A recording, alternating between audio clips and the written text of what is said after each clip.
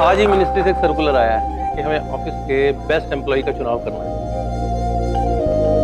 ईमानदारी और मेहनत से काम करने वाला दूसरा तो कोई कैंडिडेट हो ही नहीं सकता।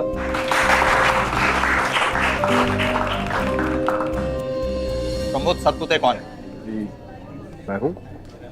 क्यों, क्या हुआ?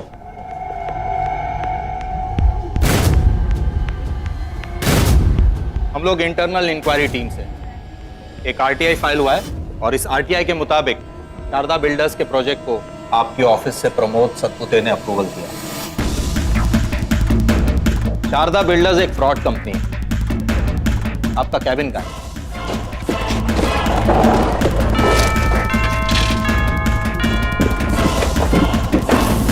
मैं अभी भी कह रहा हूँ मैंने ऐसा कुछ नहीं किया है सर। कुछ नहीं किया है तो ये क्या है? किसके साइन है ये? आप ही क्या है ना? ये तो बताओ कितने पैसे लिए? इंक्वायरी बैठेगी आप पे अब। इंसान को अच्छी छवि बनाने में बरसों लग जाते हैं, लेकिन उसके बिगड़ने में, खराब होने में क्षण भर भी नहीं लगता। आरोप की एक हल्की सी छींट भी ईमानदार से ईमानदार व्यक्ति को दुनिया की नजरों में बेईमान बना देती है। इंसान बेईमान होता है अपने लालच में, सोचने समझने की शक्ति खो देता है, सही गलत का विवेक खो देता है और भ्रष्टाचार के ऐसे रास्ते पर निकल पड़ता है जिसका अंत हमेशा दुखद ही होता है। बहरहाल यहां सवाल यह है कि प्रमोद पर लगे आरोपों की सच्चाई क्या थी। वो प्रमोद जिसे कुछ ही समय पहले उसके बॉस ने दफ्तर का सबसे ईमानदार कर्मचारी घोषित किया था, वो एक ही पल बाद बेईमान कैसे हो गया? क्या ये उसके खिलाफ कोई साजिश थी या फिर उसकी ईमानदारी सिर्फ एक दिखावा थी? होने को कुछ भी हो सकता है, लेकिन भ्रष्टाचार के पक्ष में कोई दलील नहीं दी जा सकती। और याद रखिए, भ्रष्टाचार कब दफ्तर से निकलकर आपके निजी जीवन और घर में दाखिल हो जाए, आपके परिवार और प्रियजनों को भी संकट में डाल दे, ये कोई नहीं कह सकता।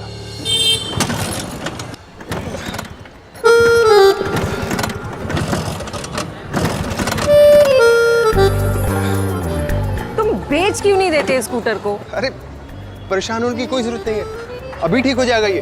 फिर मैं तुम्हें राशन वाले के यहाँ छोड़ के ऑफिस चला जाऊंगा। और क्या?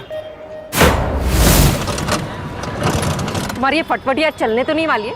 मैं जा रही हूँ ऑटो रिक्शा लेके। अरे यहीं पास में एक मैकेनिक है, अभी ठीक हो जाएगा। मुझे नहीं जाना है तुम्हारे मैकेनिक के पास, तुम ही जाओ और हो सके ना तो उसी के पास रह जाओ। अरे अरे भाभी जी नमस्ते। कहाँ जाना है आपको? आइए मैं छोड़ देता हूँ। No thanks.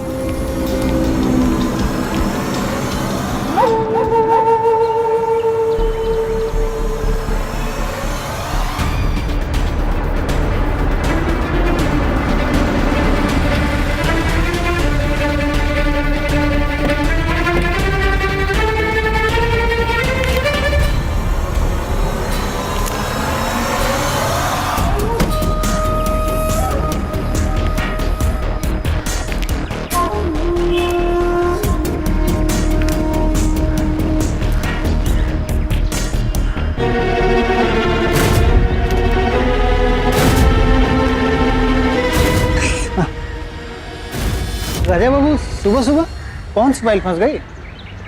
अरे ये प्रमोद सातपुते है क्या अंदर? हाँ क्यों? अरे इसी प्रमोद सातपुते के पास मेरी फाइल फंसी हुई है। प्रमोद सर के पास? फिर तो मुश्किल है। प्रमोद सर बहुत कड़क आदमी है। अरे रमाकांत, तू जानता नहीं, मैंने अच्छे अच्छे कड़क को मुलायम कर दिया है। अरे इसे भी मुलायम कर दूंगा। बैग दे।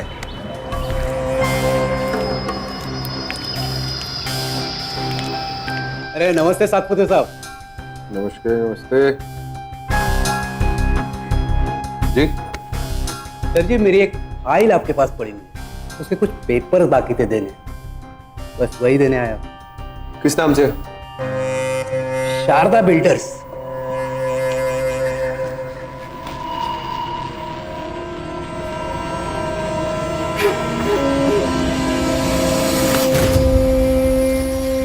नहीं, पेपर कंप्लीट है। एक मिनट सर।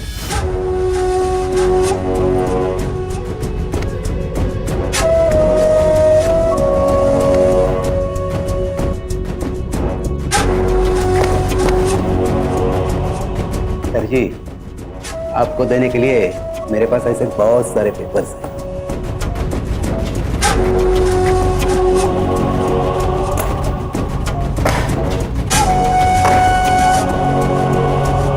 जाओ यहाँ से।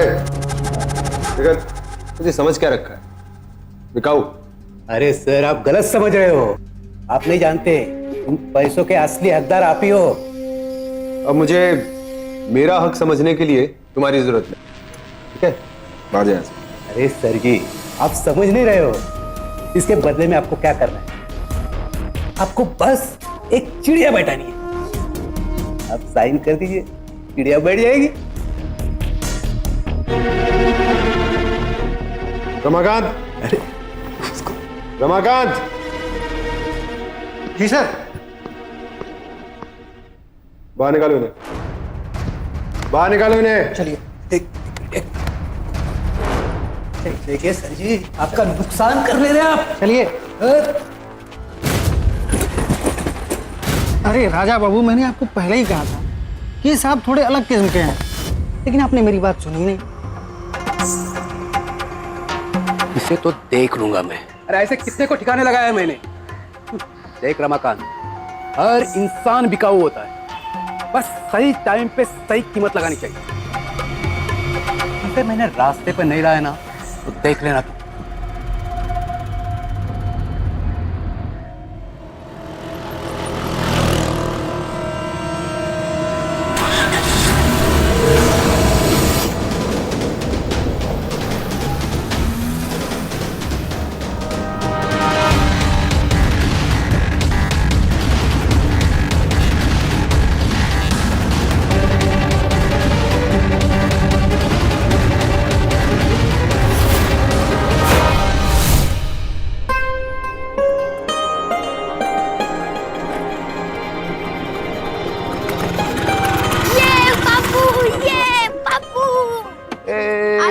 मेरे साथ फुटबॉल खेलोगे? बिल्कुल खेलेंगे। आज मैंने स्कूल में बहुत खेला, आपको मिस भी किया, अच्छी हैंड राइटिंग भी किया। मुझे मिस किया? हाँ, तो अब हम आपके साथ में आज तो फुटबॉल भी खेलने वाले हैं। वो कौन है?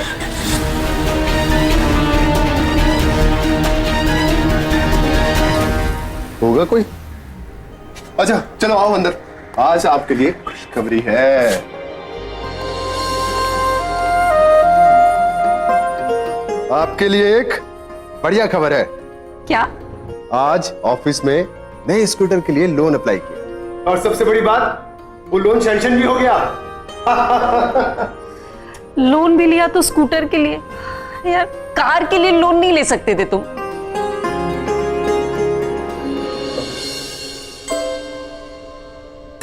चादर जितनी बड़ी हो, पैर भी उतने ही फैलाने चाहिए। हाँ। और अगर पैर बड़े हो तो काट दे। भाभी जी प्रणाम। बोलिए। अरे ये क्या? भाभी तो माता समान होती है, और मैं तो बस माँ की सेवा में अर्पित करने के लिए कुछ लाया। और बड़े भैया पिता समान। बड़े भैया, आप छोटे भाई को आशीर्वाद नहीं दोगे कौन देगा? लीजिए भाभी जी।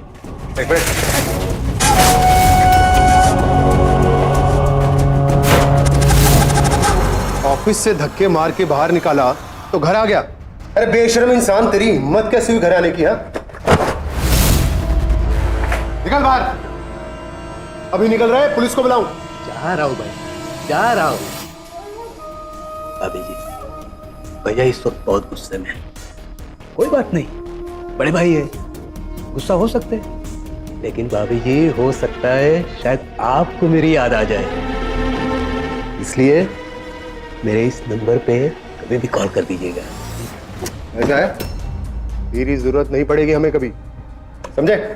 अब तू खुद से निकल रहा है या मैं तुझे धक्के मार के बाहर निकालूं?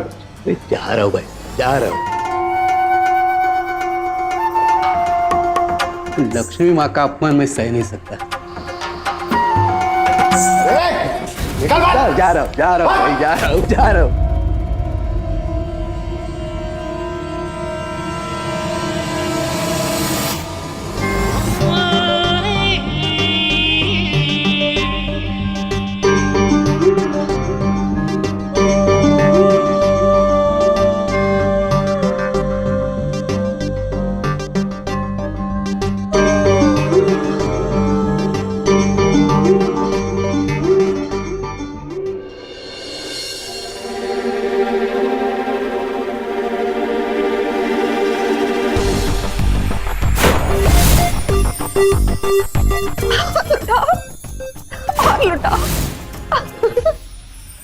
हाँ और लुटाओ और लुटाओ। क्या बड़बड़ा रही हो? कुछ नहीं। तो सो जाओ ना, खुली आंखों में सपना देख रही हो क्या? अच्छा, मैं क्या सोच रही थी, अब उस आदमी के पास कितने सारे पैसे हैं ना, कैसे मिठाई के डब्बों में भर के लाया था वो। हाँ तो होंगे उसके पास तो। नहीं कुछ नहीं, ऐसे ही वो तो मैं। सो जाओ।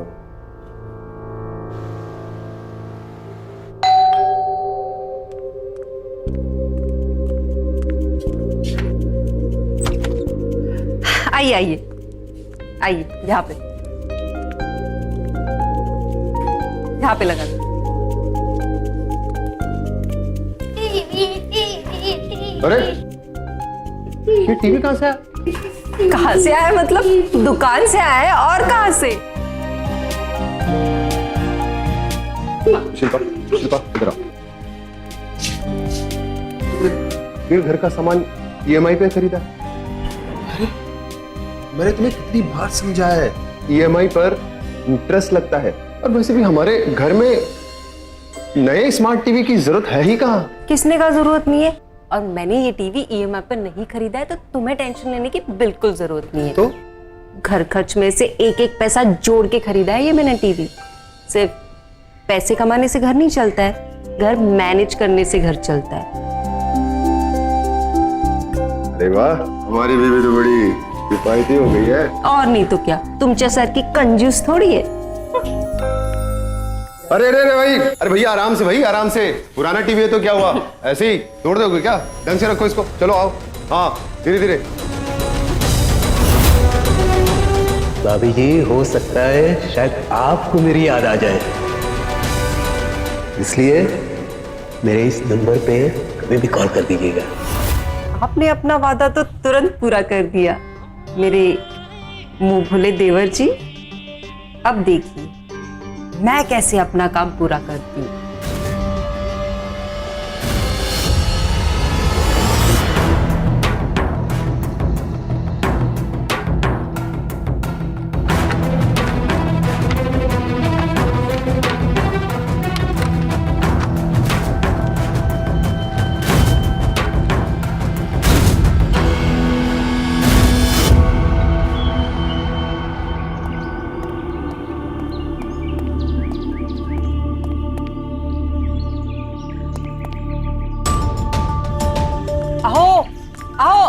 ऐका ना,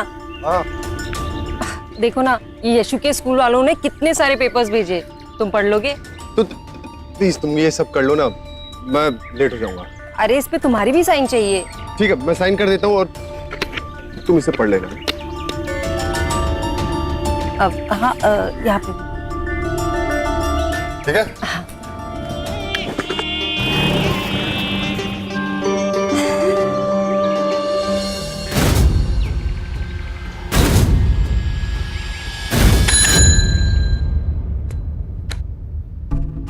जी सर। रमाकांत, ये कुछ अप्रूव्ड फाइल्स है। Okay sir. तो ये इनको जाकर हेड क्लर्क की टेबल पर रखें। ठीक है सर। ठीक है। ठीक है सर, आपको बड़े साहब ने याद किया है। अच्छा, ठीक है।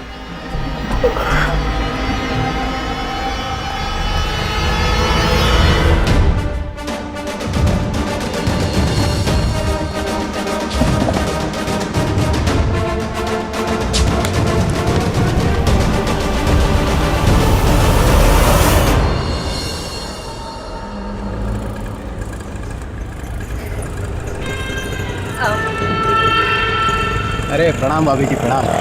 प्रणाम। कब से इंतजार कर रहा हूँ आपका। देखिए, मैंने आपका एक काम तो पूरा कर दिया है, पता भी है कितना मुश्किल था ये काम। अगर पकड़ी जाती तो तुम्हारा काम कभी भी पूरा नहीं होता। अरे मैं समझता हूँ भाभी जी, अच्छी तरह से समझता हूँ, पर एक बात कहूँ, आप भी तो एक सहारा हो हमारे लिए, हाँ? बस आप इसी तरह से इस अनाड़ी इंसान की मदद करते जाइए, और बदले में आपको जो चाहिए उस इस नाचीज देवर को हुक्म कर दीजिए। क्यों नहीं?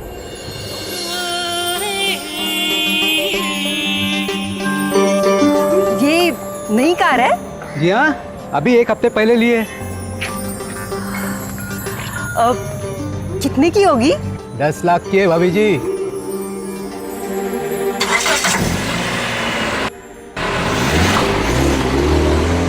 वाह भाभी जी, बहुत बढ़िया। क्या ड्राइव कर रही हो? संभाल गया, थोड़ा आहिस्ता।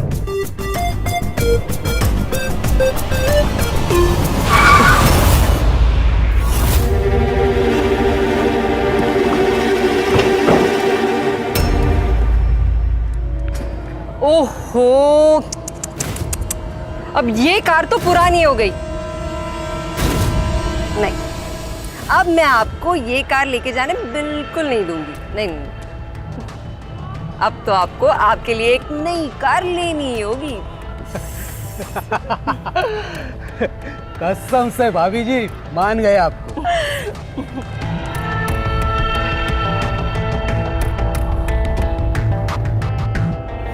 बचपन से सिखाया जाता है कि जितनी चादर हो उतने ही पैर पसारने चाहिए, लेकिन इस दुनिया में ऐसे कई लोग हैं जिन्हें अपनी मेहनत और काबिलियत से ज्यादा पैसे चाहिए, और इसके लिए वो भ्रष्टाचार और बेईमानी का रास्ता अपनाने से भी नहीं झिझकते।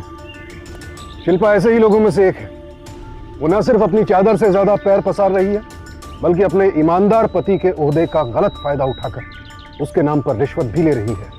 शिल्पा ने प्रमोद की आंखों में धूल झोंककर उस पेपर पर साइन करवा लिया जिस पर प्रमोद को साइन नहीं करना था। प्रमोद की गलती सिर्फ इतनी है कि उसने साइन करने से पहले ये नहीं देखा वो किस पेपर पर साइन कर रहा है। लेकिन उस बेचारे ने तो कभी सोचा ही नहीं होगा कि उसकी पत्नी ही उसके भरोसे का नाजायज फायदा उठाकर उसके साथ इतनी बड़ी धोखाधड़ी करेगी। क्या लालच में कोई इतना गिर सकता है कि अपने पति के उसूल, उसकी मान मर्यादा को भी ताक पर रख दे? और शिल्पा ने यहां सिर्फ अपने पति को ही नहीं, समाज को भी धोखा दिया है। लालच और धोखेबाजी का गंदा खेल जब शुरू होता है तो इंसान अपने साथ साथ अपने परिवार की जिंदगी भी खतरे में डाल देता है। यहां शिल्पा के व्यवहार और उसके मंसूबों से साफ है, वो एक ना एक दिन अपने परिवार को किसी बड़ी मुसीबत में फंसा देगी।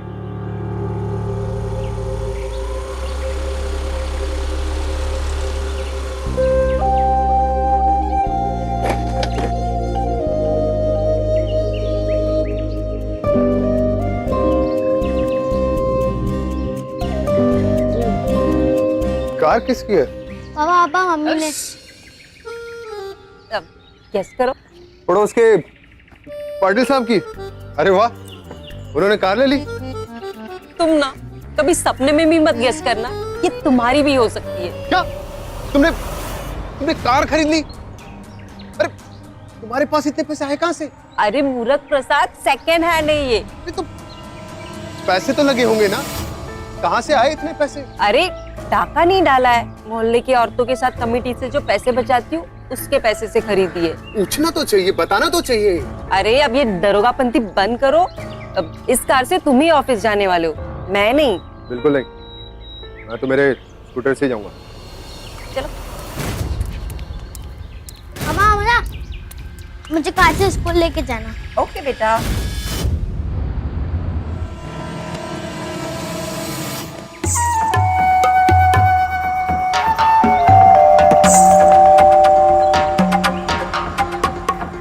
भाभी जी प्रणाम। नमस्कार। ये सब क्या है? अरे अरे चलो भाई, इसे अंदर रख दो। हाँ, चलिए चलिए चलिए अंदर आइए।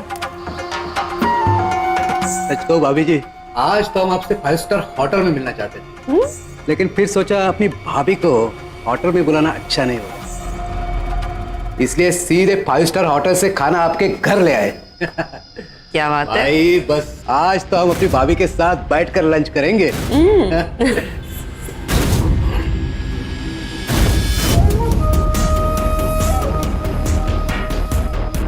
भाभी जी बड़े स्वाद लेकर खाइएगा। वैसे क्या काम है?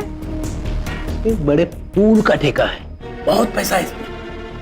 हाँ, देखो मुझे कोई मतलब नहीं है कि कितना बड़ा ठेका है और कितना पैसा है। मेरा कितना बड़ा हिस्सा है ये बताइए। 25 लाख रुपया एडवांस। भाभी जी मैं जानता था आप एडवांस मांगोगी, इसलिए मैं साथ ही लेकर आया हूं।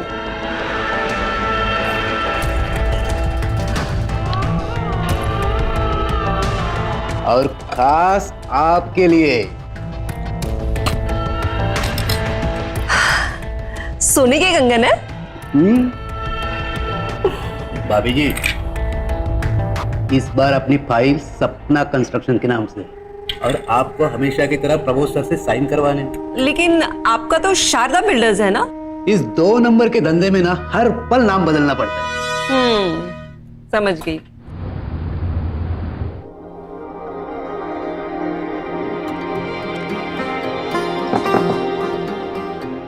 शिल्पा आओ। अच्छी लग रही है। Thank you. इधर क्यों आना हुआ?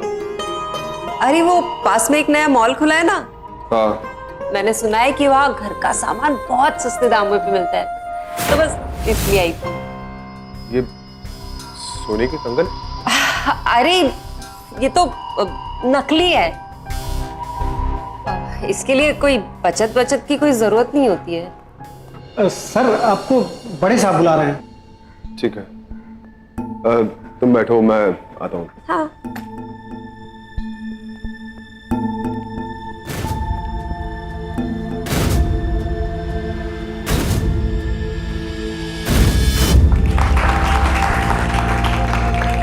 आज ही मिनिस्ट्री से एक सर्कुलर आया है कि हमें ऑफिस के बेस्ट एम्प्लॉय का चुनाव करना है। ईमानदारी और मेहनत से काम करने वाला दूसरा तो कोई कैंडिडेट हो ही नहीं सकता।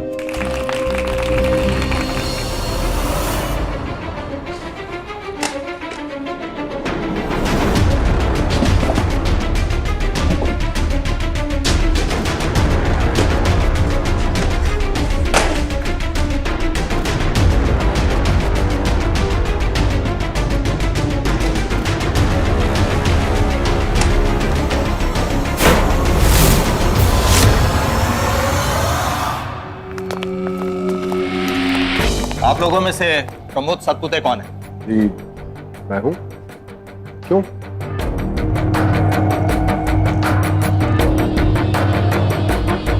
हम लोग इंटरनल इंक्वायरी टीम से एक आरटीआई फाइल हुआ है शारदा बिल्डर्स के कंस्ट्रक्शन को लेकर, और इस आरटीआई के मुताबिक शारदा बिल्डर्स के प्रोजेक्ट को आपके ऑफिस से प्रमोद सतपुते ने अप्रूवल दिया।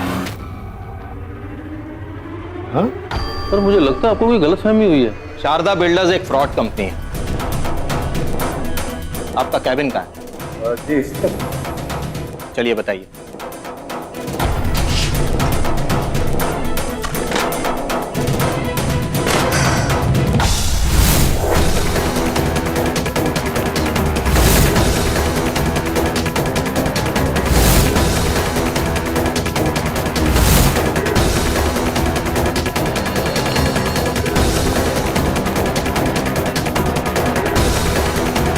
ये कौन है?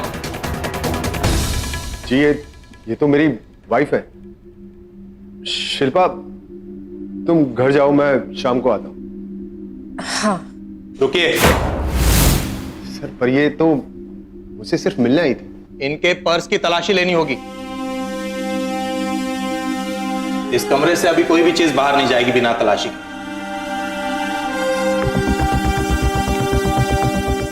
लाइए।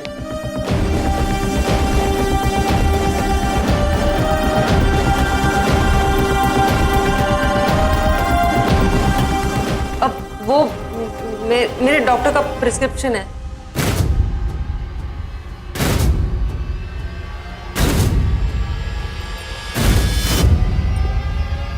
आप जा सकती है।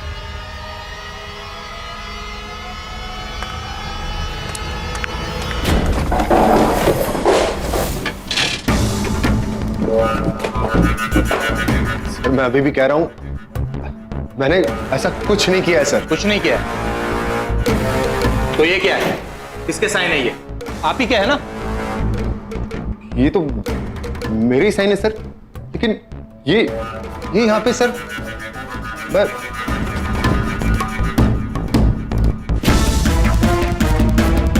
ये तुमने क्या किया प्रमोद? तुम तो जानते हो ना ये कंपनी फ्रॉड है, फिर तुमने इस कंपनी के प्रोजेक्ट को अप्रूव क्यों किया? कुछ नहीं समझ में आ रहा है सर। ये समझ में कैसे आएगा? पैसे आंखों पे पड़ गए थे ना, आंखें खुली नहीं तुम्हारी। बताओ कितने पैसे लिए? सर मैं सच कह रहा हूँ सर, मैंने आज तक 1 रुपए की भी रिश्वत अपनी जिंदगी में नहीं ली है सर। ये मेरे खिलाफ कोई साजिश कर रहा है सर। इंक्वायरी बैठेगी आप पे अब। सर कैबिन में ना ही कोई फाइल मिली है ना ही कोई केस मिला है।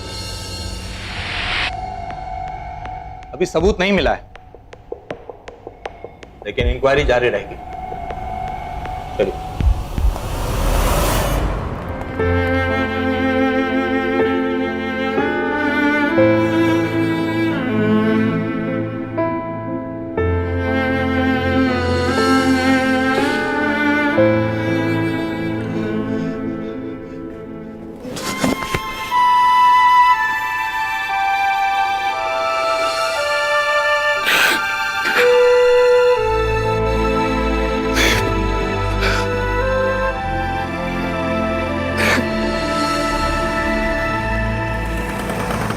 समझ में कैसे आएगा? पैसे आंखों पे पड़ गए थे ना, आंखें खुली नहीं तुम्हारी। बताओ कितने पैसे लिए? सबसे ज्यादा तो प्रमोद आज मैं शर्मिंदा हूं। मैं तुम पर सबसे ज्यादा भरोसा करता था। तुमने चंद रुपयों की खातिर यह भी नहीं सोचा कि इस सब का तुम्हारी बीवी पर, तुम्हारे बच्चे पर, उनके फ्यूचर पर क्या असर पड़ेगा।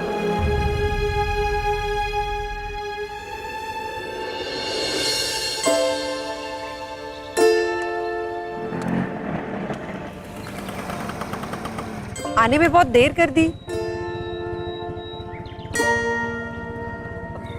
सब ठीक तो है ना?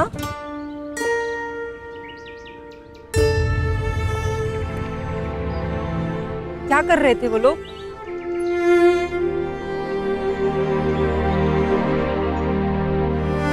मैं पानी लेके आती हूँ।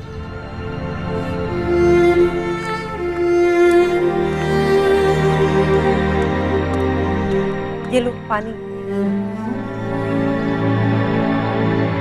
क्या सोच रहे हो?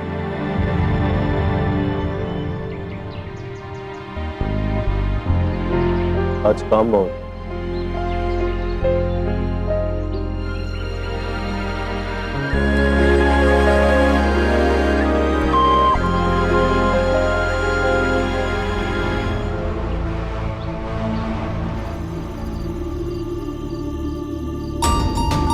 प्रमोद बहुत डिस्टर्ब लग रहे हैं।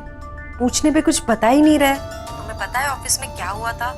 सब कुछ ठीक तो है ना? आप बिल्कुल घबराइए मत। भाभी जी आप जानती नहीं हो, मेरी पहुंच बहुत ऊपर तक है। अगर भैया जी को कुछ हुआ ना तो मैं किस दिन के लिए बैठा हूँ। थैंक यू राजा। देखिए भाभी जी, जब तक बड़े भैया अपने ओहदे पर है ना, उनका साइन करने का राइट कोई नहीं छीन सकता। इसलिए आप सपना कंस्ट्रक्शन की फाइल पर उनकी साइन करवा लीजिए बस। अरे साइन तो मैं करवा ही लूंगी, ठीक है?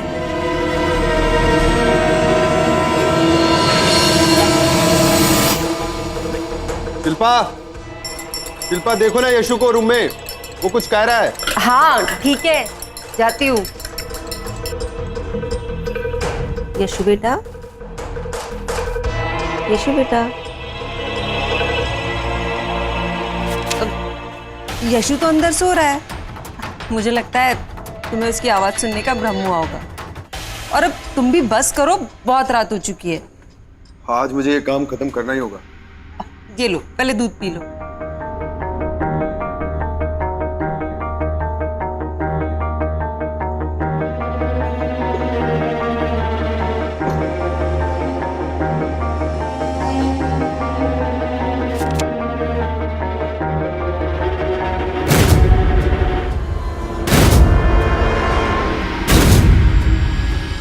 क्या हुआ? ये मुझे चक्कर क्यों आ रहे हैं? मुझे लगता है तुम्हें काम की वजह से स्ट्रेस हो रहा है। अब एक काम करो, तुम आराम कर लो। अरे मैं भी पढ़ी लिखी हूँ, मैं पढ़ लूंगी, तुम साइन कर लेना, ठीक है? चलो हाँ। चलो चलो चलो। Thank you Shilpa. हाँ चलो। आ। ये लो।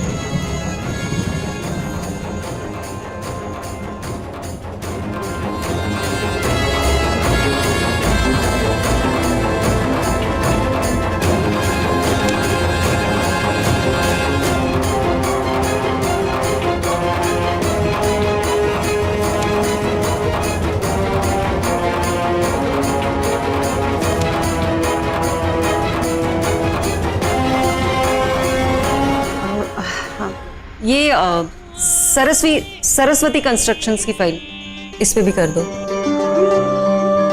या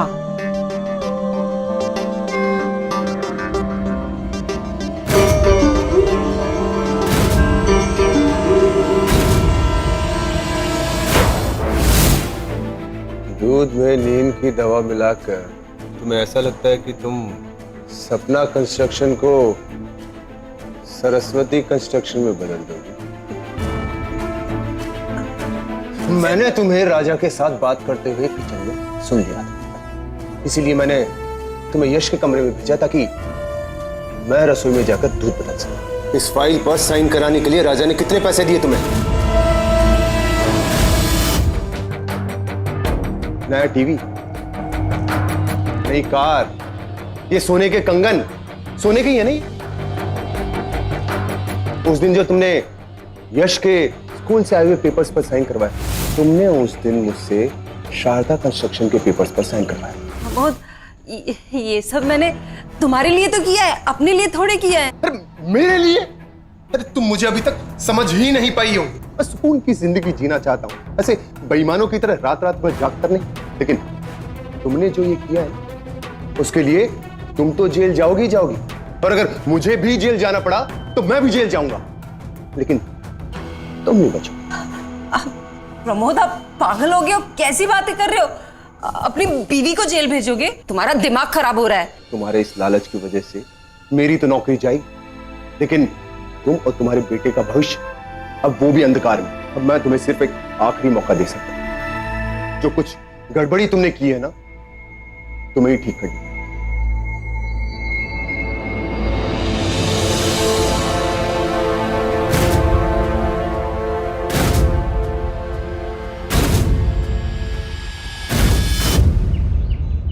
अरे नहीं देवर जी, मेरी बात तो सुनो।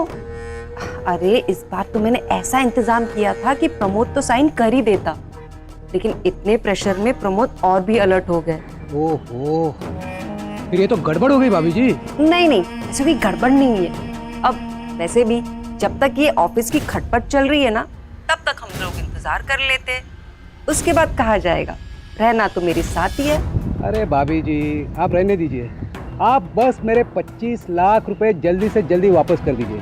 अरे देवर जी, आप तो बेकार का हड़बड़ा रहे हैं। क्योंकि भाभी जी मेरे पास टाइम नहीं है, मैं धंधे वाला आदमी हूँ भाभी जी। मम्मी स्कूल का टाइम हो रहा है। हाँ मेरे बच्चे, मैं तुझे अभी लेके चल।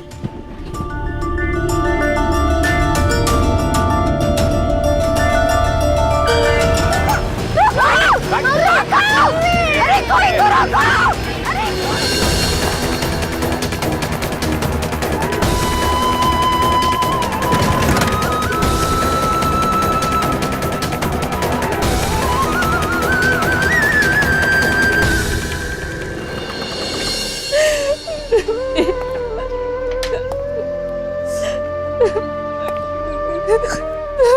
मेरा बेटा, क्या हुआ यश को? कहाँ है यश? अरे कौन ले गया मेरे बेटे को? कौन ले गया उसे?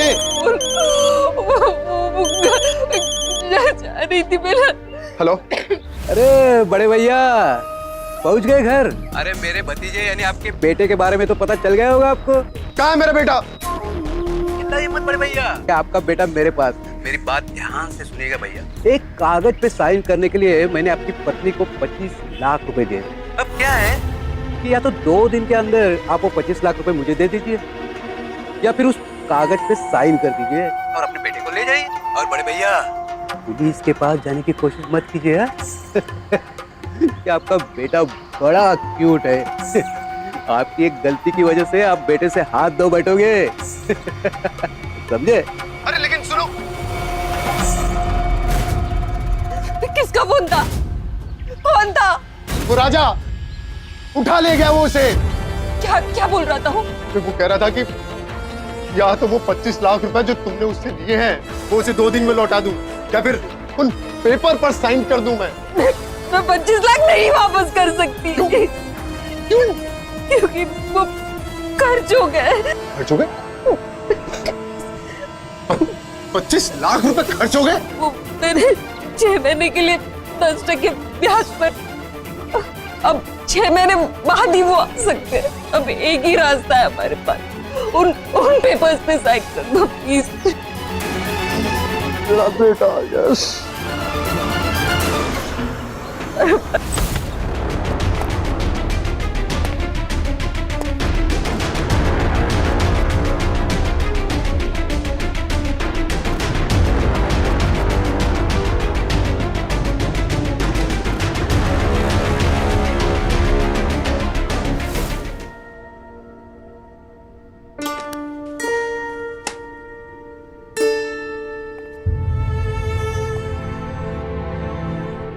मेरा पापा स्ट्रॉन्गेस्ट। हाँ हाँ स्ट्रॉन्गेस्ट, हाँ हाँ स्ट्रॉन्गेस्ट। नहीं है डैडी स्ट्रॉन्गेस्ट, नहीं है डैडी स्ट्रॉन्गेस्ट, नहीं है पापा स्ट्रॉन्गेस्ट, नहीं है पापा स्ट्रॉन्गेस्ट, नहीं है डैडी स्ट्रॉन्गेस्ट।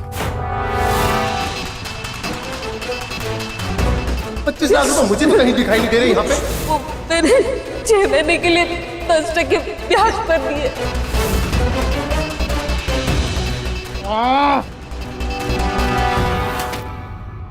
अरे नहीं बाबा, यशु से मेरी बात मत करवाओ। अगर यशु को पता चल गया तो समझो कि प्रमोद को भी पता चल जाएगा। उसे बिल्कुल नहीं पता चलना चाहिए कि ये सब उसकी मम्मी ने करवाया।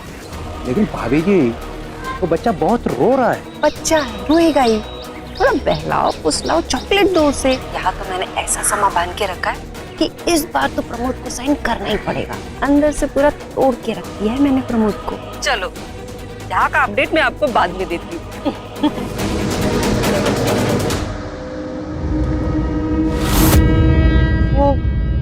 वो प्रमोद, अब सच में तुम अपने आप को माँ कहती हो?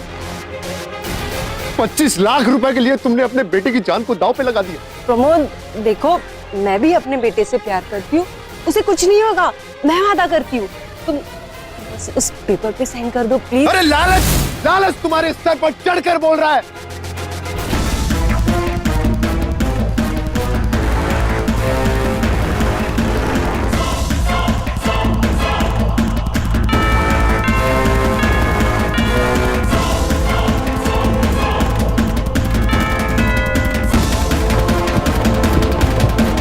अरे भाई, बच्चा मिल गया, बच्चा यही है। उधर, दूर रहो। अरे वो मेरा भी बेटा है। दूर हटो। मेरे बेटे को छूने का अधिकार तुम खो चुकी हो। अच्छा रहन सहन हो, सारी सुविधाएं हो, ढेर सारे पैसे हो, कौन नहीं चाहता? और इस चाहत में कुछ गलत भी नहीं है। लेकिन अपनी चाहत पूरा करने के लिए आप क्या रास्ता चुनते हैं, इससे तय होता है चाहत सही थी या गलत। प्रमोद भी अपने घर परिवार और बच्चों के लिए एक खुशहाल जिंदगी चाहता था, लेकिन सही रास्ते पर चलकर। शिल्पा ने न सिर्फ गलत रास्ता चुना, बल्कि अपने लालच में वो हैवान ही बन गई। इस दलदल में ऐसी धसी कि अपने ही बेटे का अपहरण करवाने से भी नहीं हिचकी। सही गलत का विवेक ही खो दिया उसने, सिर्फ इसलिए क्योंकि वो रिश्वत के 25 लाख रुपए वापस नहीं करना चाहती थी। सलाम करते हैं प्रमोद को, जिसने विषम परिस्थितियों के बावजूद अपने उसूल, अपने आदर्श नहीं छोड़े और ईमानदारी की एक ऐसी मिसाल कायम की जो बेहद दुर्लभ है। शिल्पा और राजा को कानूनन सजा मिल गई, लेकिन हमारे सोचने की बात यह है कि शिल्पा को हासिल क्या हुआ? न टीवी, न कंगन, न कार, न 25 लाख रुपए और न ही परिवार। अपने लालच और पैसों की भूख में शिल्पा ने शॉर्टकट अपनाया, लेकिन जिंदगी में शॉर्टकट होते ही नहीं है। मेहनत और ईमानदारी की जिंदगी जिएंगे तभी रात को सुकून से सो पाएंगे। भ्रष्टाचारी लोग दूसरों का हक मारकर पैसे लूटते हैं और अपनी इस लूट में वो इतने अंधे हो जाते हैं कि उन्हें यह भी याद नहीं रहता कानून नाम की भी कोई चीज है। और एक बात और, ऐसे लोगों पर एक ना एक दिन नियति का वार भी जरूर होता है। सावधान इंडिया, डर कर नहीं, डट कर।